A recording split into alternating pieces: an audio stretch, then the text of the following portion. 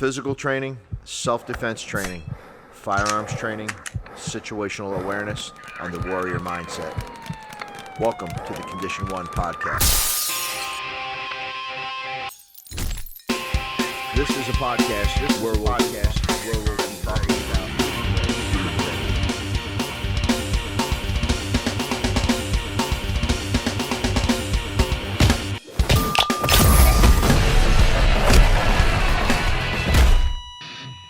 Welcome to the Condition 1 podcast.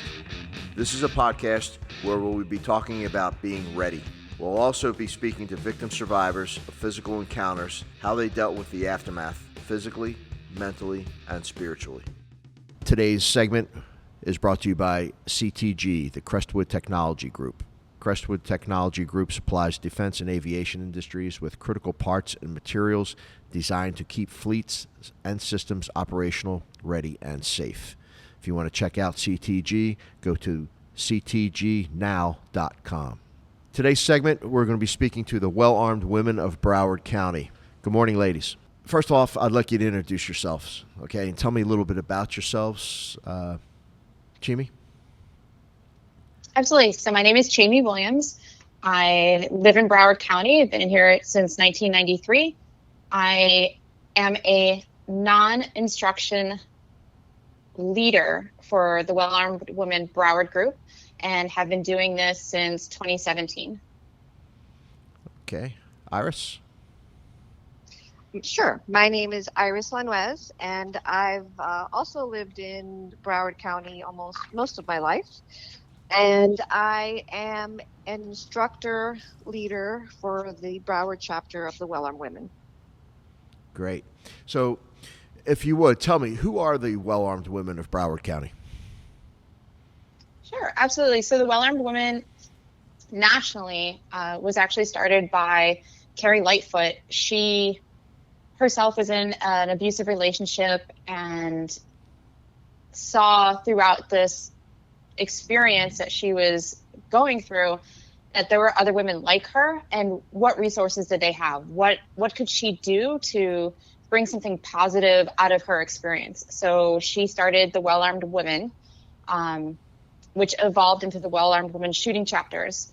So there are actually in Florida nearly, I would say, 24 chapters across the state, but across the U.S. we're in 47 different states. We have over 345 chapters, and we're closing in on 11,000 members. So in Broward County, which is the only one in the Tri-County area right now, we have four leaders, 2 non-instructors, 2 instructors, and there's 100 women in our chapter right now. Wow. You guys are huge. That's great. What is the mission? So the mission of the Well-Armed Women is to educate, equip, and empower women. And like Chemin mentioned, Carrie Lightfoot started this because she wanted to get a firearm for her self-protection, and she realized that it was very male-dominated, that she didn't even know where to start looking. So this is the goal is to have all the educational tools available to women so that they can be responsible firearm owners. Okay, great. So how long have you all been training yourselves? So I've been training. I've actually owned a gun since I was about 19, but I didn't really start training until about 8 years ago, seriously training. Okay. Chemin? And for me, I had never owned a firearm. It was right around 2016 that some past experiences and just some things that had come to light were, for my career, I was driving back and forth to Miami. I was late at night. I was by myself, that I started to feel just not safe. And, how did I address that? So I found, just by Googling the Well-Armed Woman, and went to my first meeting and just fell in love with the group and the ability to learn in a safe environment, that, I felt like my lack of knowledge and lack of experience wasn't an issue, and they were very welcoming. And that's kind of what propelled me into the leadership of the group. Excellent. Now, you're basically in a self-defense business, right, with firearms. In the self-defense business that I'm in, I do firearms, I do self-defense, protection type work. And I know in my field, which is very similar to yours, I get people coming here that have had something happen to them that they don't ever want to happen again. And I can get a read on people when they come through the door, because I've always said people come through the door, and people will come through your door for a reason. All right. Whatever reason it may be. I always joke and say, I've got people coming through the door because they've had something happen to them before. They never want it to happen again. They think it's cool, and they want to try it out, and they want to do it for a while, or they just need a place to be at a certain specific time of day and during that week. So I ask you, do you have people coming to you? Do you even know that you have people come to you that may have had issues? Something happened to them before? Absolutely. We have plenty of members that come to us because they've had some type of event happen to them that scared them enough that they wanted to have a firearm for protection and wanted to be educated with respect to the firearms. I myself purchased my first firearm because I witnessed one of my friends get shot and murdered when I was 19, and I had to be a witness in the case against the shooter, and I was scared that something would happen to me because I was going to be a witness. That propelled me to get my first firearm. But the best thing is that these ladies are coming to get the education that they need. And so we welcome anybody from all backgrounds, whatever issues they may have had. Sometimes they're just people that go shooting with their husbands but never really learned on their own. But sometimes there are people that had some very scary things happen to them. So it helps them to come into a welcoming environment where we're all there to support and educate and help each other, and there's no judgment, and it's not a condescending environment or an environment where anybody would feel like left out or not included.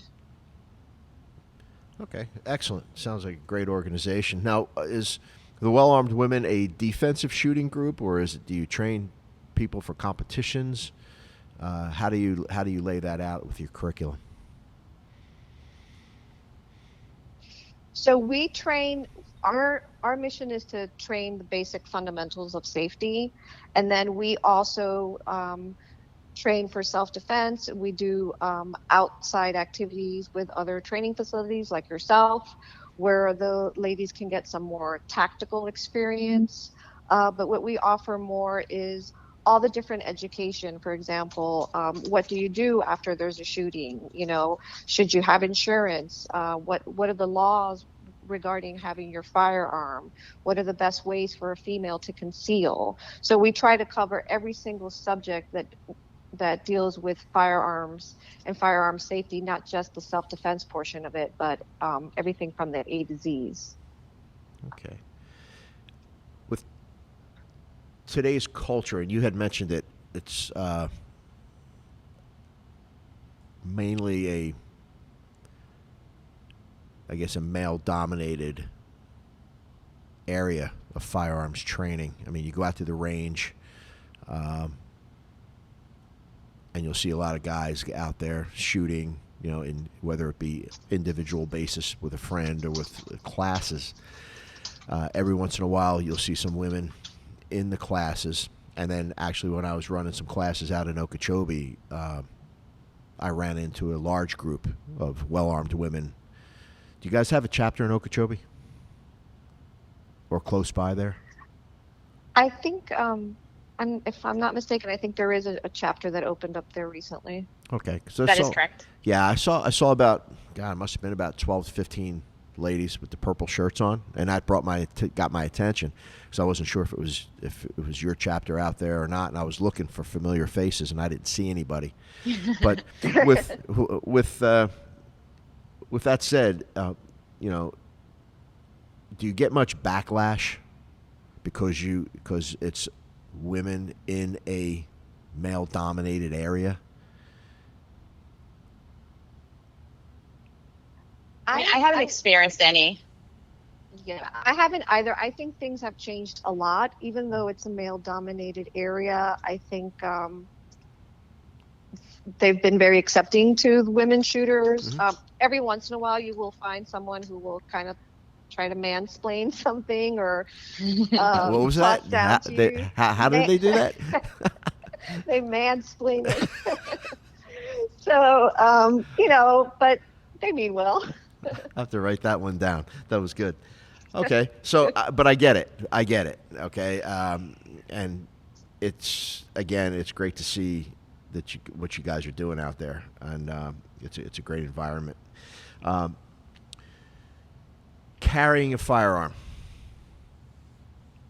open carry or concealed, which do you like? Not by law here in the state of Florida, but what would you rather see? I prefer concealed for myself just because I would like the element of surprise. If somebody were to try to harm me, I don't want them to know that I'm armed.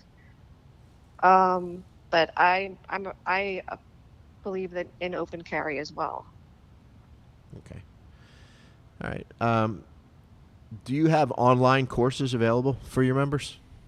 So sometimes they can't get to a seminar that you're doing. Do you have anything that can keep them updated online? Well, we do like a monthly newsletter that keeps our members updated on what we cover at our monthly meetings. Mm-hmm. And the Well-Armed Women has a website that has tons of resources for our members as well. Okay. Any type of benefits for the members? There are some discounts on purchases. There are also additional trainings other than we meet once a month and we'll cover a different topic every month, and then we go to the range and shoot together. But for example, once a year we will have our state shoot where all of the chapters from Florida will meet in a specific location, and we'll do trainings that we wouldn't normally do. So there are additional trainings available all the time for us to improve our skills.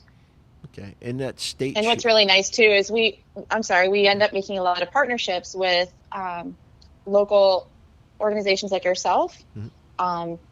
To get that exterior training. And usually the groups are very kind and allow that training at a discount for us. So I would say that's definitely a huge benefit, is those relationships. Okay. Mm-hmm.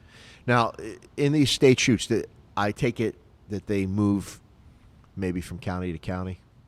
There's someplace different each time. Yeah, they try to have it in a different city every year, so it'll be fair to all the members. So members from the northern part of Florida doesn't have to drive all the way down.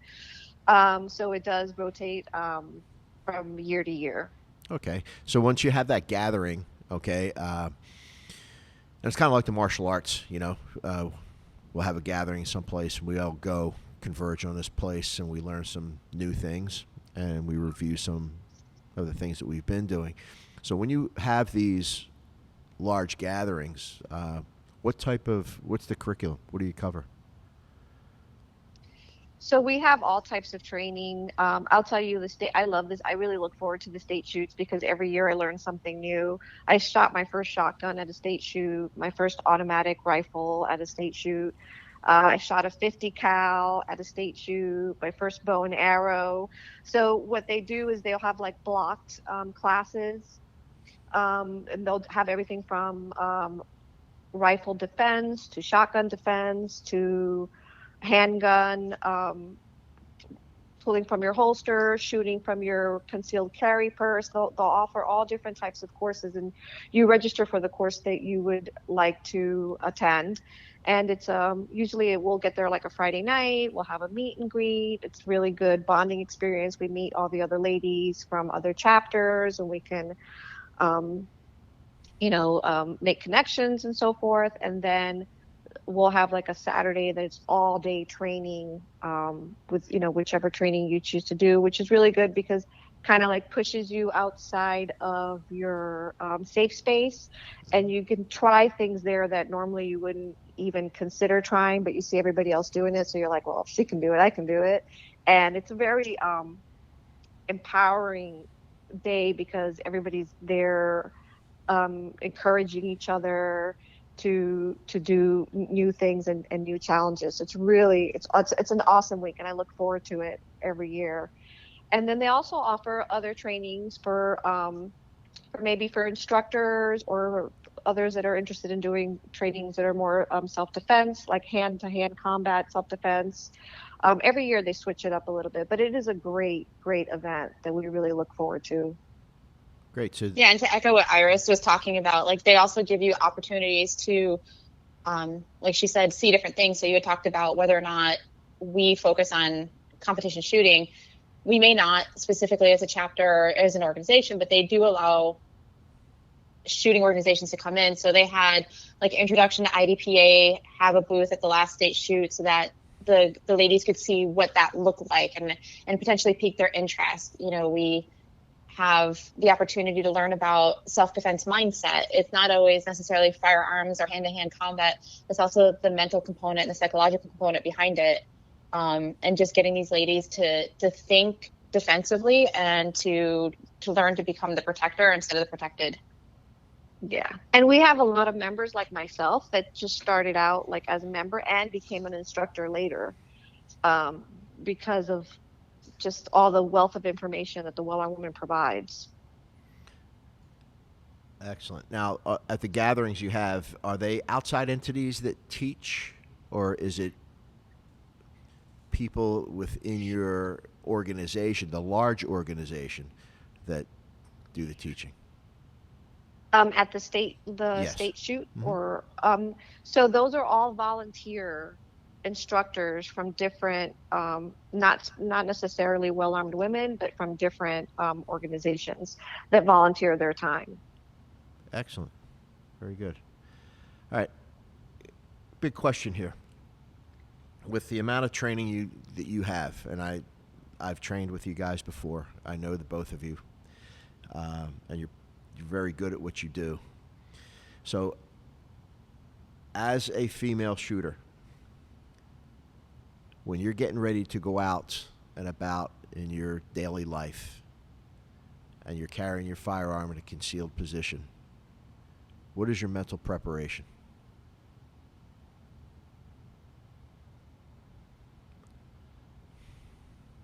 Depends on the outfit, John. It's so much easier for you guys. Just throw on a pair of pants or a pair of shorts, and it depends on us. We have to have like 15 different holsters and different ways of carrying, depending on the outfit we're wearing. Okay, I get that. And I always use the phrase of you have to dress for success, right? When I'm teaching a combatives class, I'm usually wearing shorts and a T-shirt. It's kind of tough to conceal my firearm and the way I'm dressed. But how do you mentally prepare? When I was in law enforcement, and Lee would tell me, when you were getting ready to go to work, I can see a transition from John to the law enforcement officer. When you were putting your gear on, when putting my vest on, and strapping my gun belt on. So when you're getting ready to go out, whether you're going to work or you're going to Publix or wherever, and you're carrying a concealed firearm, how do you mentally prepare for that? It does affect you mentally in that you know that you're carrying a deadly weapon. And for me personally, it sobers me and makes me a little bit more serious, a little bit more responsible where my younger days I might have mouthed off at someone if they cut me off in line or something. Now I know, well, I have this firearm on me and I'm responsible, and is it really worth it? And we do a lot of training on situational awareness as well, so that we're always aware of our surroundings. But most importantly, we train on the responsibility of owning and carrying a firearm. And so just knowing what a great responsibility it is makes you really take it seriously and responsibly. And I think for me, it's also thinking about when I'm leaving the house, what exactly is it that I'm going to be doing? How am I carrying, for one?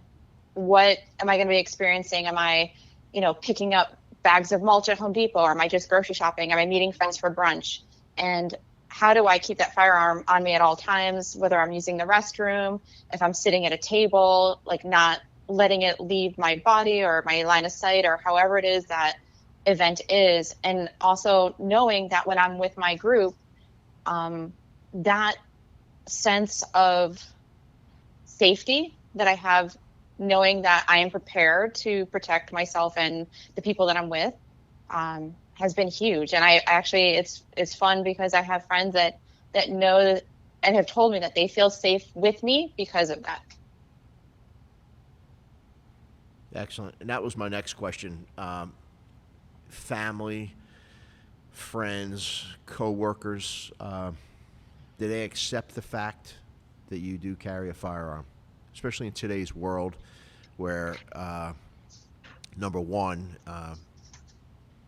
it's getting crazy out there. So we have to protect ourselves. But then in the other frame, it's, firearms are looked down upon when used differently or used abusively, right? So what do family members, your friends, and coworkers, if they even know you carry, what is their opinion of that? Do you ever discuss that with them?